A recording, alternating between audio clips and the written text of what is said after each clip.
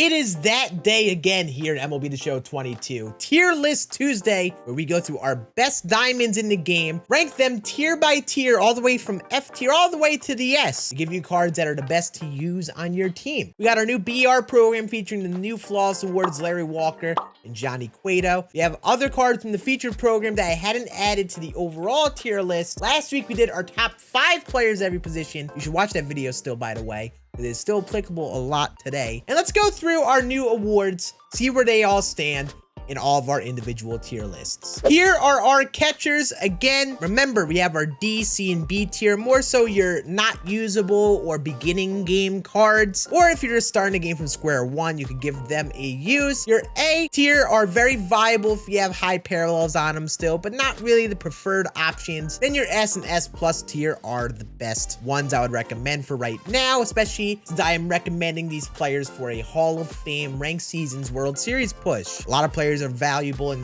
very good on other difficulties, but on Hall of Fame, you got to be a little bit more particular in who you choose for your team. Not much change other than moving Joe Mauer down to the S tier. He's still very valid for the lefty bat, well-rounded contact. I have him and Jason Kendall right next to each other because I have used Kendall. He's really fun. But I think the best 3 are Francisco Alvarez, Diego Cartaya, and Mike Napoli because they bring well-rounded hitting to the table. Like Alvarez and Cartaya have good contact power versus both sides and good defense, while Napoli lacks defensively, brings more contact and more power versus right, but also lacks in the power versus left. So I have him still in the S plus tier. But as you see with catcher, there's a lot of options. It really comes down to a swing that you like or something that you like out of a player. For me, that's been Jason Kendall, who I've actually been using on my team. At first base, we got a couple new cards this week. We have 99 Lou Gehrig, 99 Jason Giambi up on the top.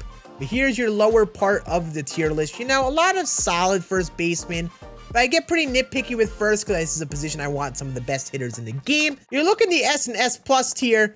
We've got a bunch of new cards this last week, from Lou Gehrig to Jason Giambi. Speaking of first baseman, Jason Giambi is a new card that dropped today. He's got 108 and 120 versus right, is very top tier, but 100 and 108 versus left is still good as well. I do like Giambi's swing, and he's always a fun first base option. Not bringing enough on the hitting attributes for me to really put him in the S plus tier. The other players in the S plus tier are definitely bringing more to the table. Like Lou Gehrig brings more contact versus right, which is valuable, and definitely more power versus left. And it's just, in general, he's got a really butter swing. And you can even argue that Matt Carpenter is a more viable first baseman than him because he's got better power on average versus both sides, and that contact versus right, which is the better side, isn't even that much different at just a couple parallels. So Giambi is definitely a good first baseman, just not amongst the best of the best. I think my personal pick for first base right now is 99 George Brett. I have him slid over there because I have a lot of third basemen on my team, so I think you got to find a way to get all of them in your lineup, like George Brett, Austin Riley, and Josh Donaldson if you happen to have them. Now we move over to second base, and I did move some players down to the A tier. I think at this point in the game, they're getting more and more good pitchers.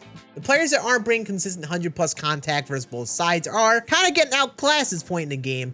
There are better, well-rounded options at second base at this point in the game. Players like Javi, De La Cruz, Biggio, and Marte, I could really see being out of that S tier pretty soon as you get better options. But I think the big 3 you should be using are Cano, Jackie, and Roberts at second base. Cano is my personal pick. I think I like his power that he brings over Jackie. Jackie is the great contact, the speed, and then Brian Roberts is the switch hitter option. Third base, like I mentioned, third base has 4 of your best overall hitters in the game: Donaldson, Brett, Chipper, and Riley. Chipper, luckily, you can slide him over to shortstop or left. George Brett, you can move over to first base. Austin Riley, you can play in left field. And Josh Donaldson, kind of got to keep him at third base. You could also be crazy and try George Brett out of position. You can find a way to move Austin Riley to right field out of position, and they're not terrible, but I can't recommend out of position players unless you really, really have to. Just find a way, if you have all of the S plus tier players, to get all 4 of them in your lineup, and they're some of the best hitters in the game. So I have Brett at first, Chipper,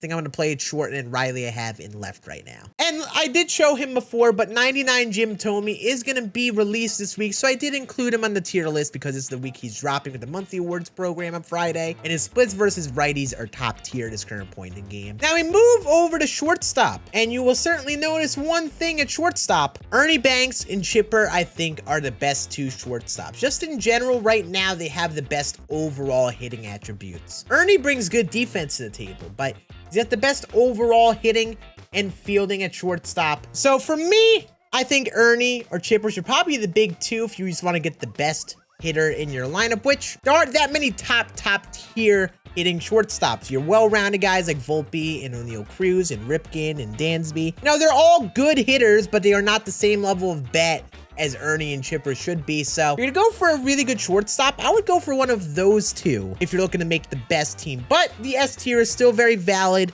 You get more than away with using. Elvis Andrus, by the way, is an event award. Very good. Splits versus lefties. And still pretty solid versus rights. So I like how they made him viable. Now we move to the outfield, and I did get more particular with this outfield list. This is your lower half of the tier list here. Your A tier is really thick right now, because I did move a bunch of players to the A tier, like the prime Eric Davis.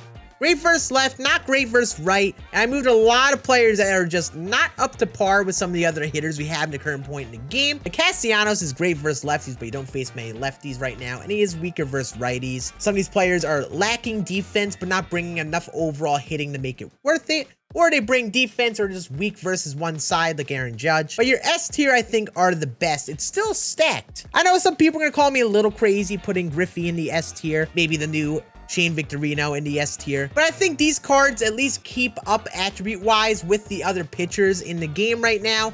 So they still have a purpose. Like, Griffey's one of those players that, even though his contact is low for a Griffey card, is still pretty solid on Hall of Fame. It's not going to hurt him too much having that level of PCI that he does. And at least he faced more righties in this point in the game. Speaking of Shane Victorino, this is the new BR Award Shane Victorino in the program.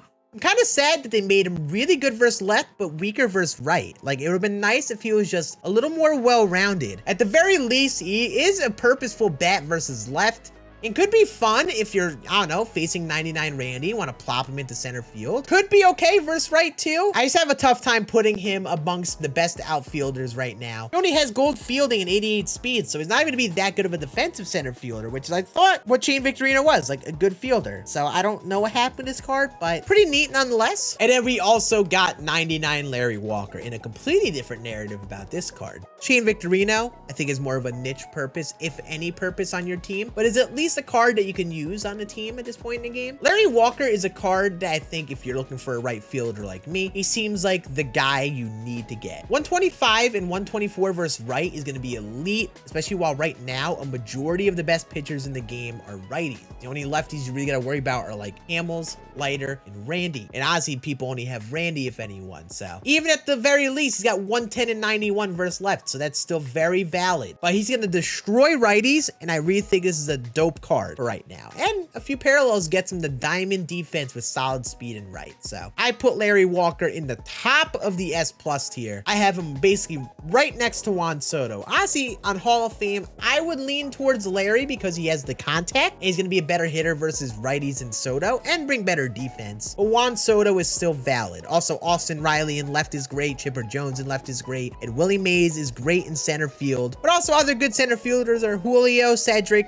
Corbin Carroll. They're still great. Lou Gehrig, Riley Green are definitely great for the corner outfield if you want to get them in your lineup as well. I'm going to try Lou Gehrig in right field for a bit. Then we have one more new BR card to talk about in our starting pitchers. But at first, we got to talk about the lower part of starting pitching. I am usually a little bit more critical with starters. No, attributes matter on Hall of Fame like the hits per nine. This is where you should care about it. You probably want at least 90 hits per nine because this is where you can punish people for those smaller PCIs. So for me at least, some pitchers get a little outclassed on Hall of Fame like Adam Wainwright, who has great control and a solid pitch mix, but lacking on the hits per nine, which means like unless you're playing someone who's really not good at Hall of Fame, you could dot the pitches all you want.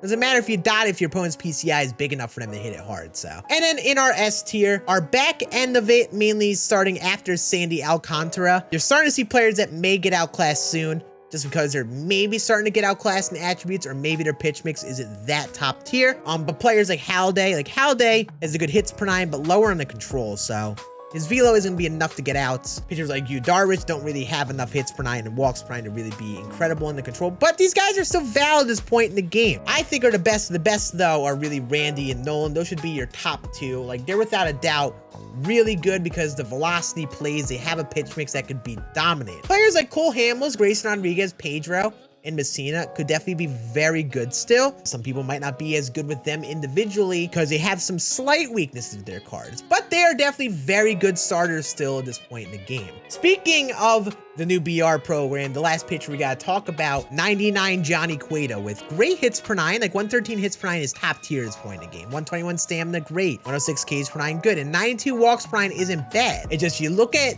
the types of pitches that Cueto's bringing, he's not a velocity first pitcher. So no more than 94, 95-ish with a sinker and four seam.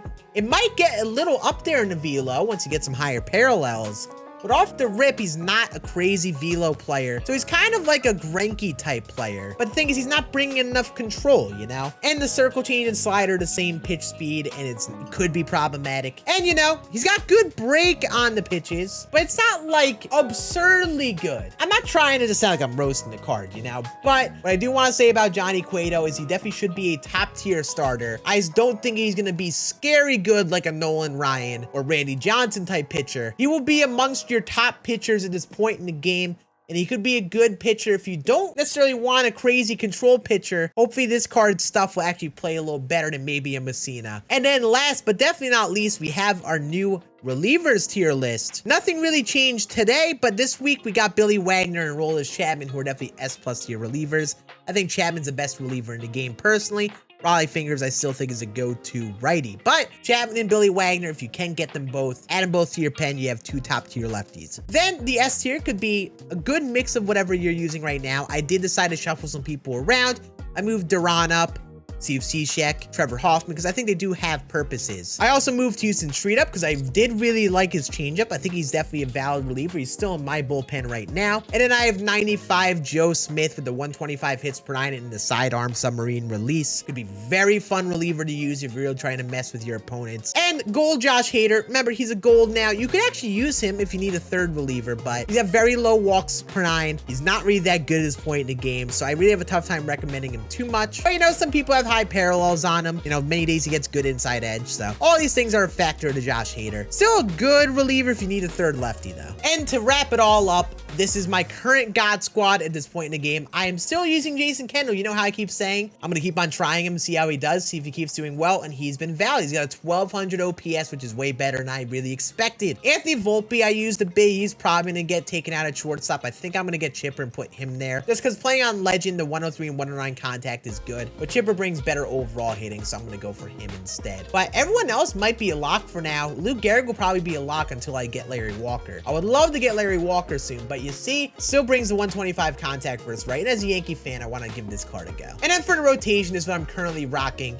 Randy and Nolan, I think, are great. Pedro and Grayson, I like. And I'm still giving Mike Messina a go. He has fought a little bit back after a couple really rough starts get going. But like I mentioned, doesn't bring that much control. So he's not really dotting every single pitch because of his stupid walks per 9 rating. And his hits per 9 at 109 is good.